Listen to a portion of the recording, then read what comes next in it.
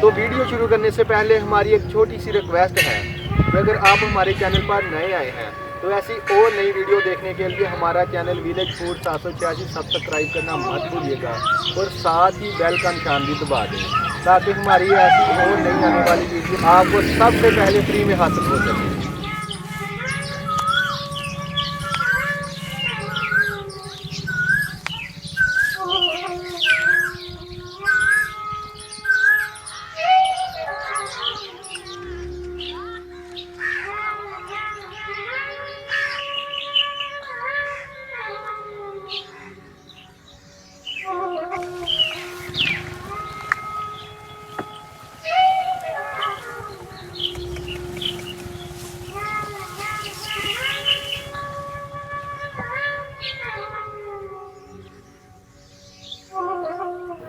इस वीडियो को ज़्यादा से ज़्यादा लाइक करना है और अपने फैमिली मेम्बर्स के साथ शेयर करना है।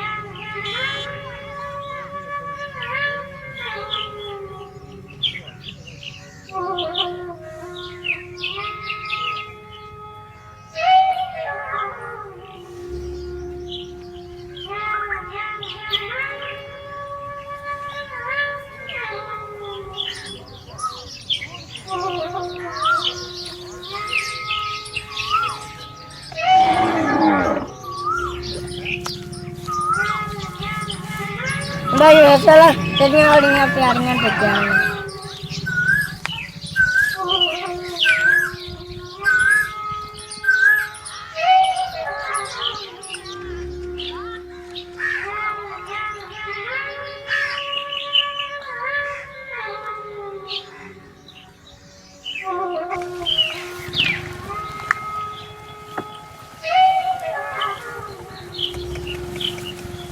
माजी फिर कहने लगे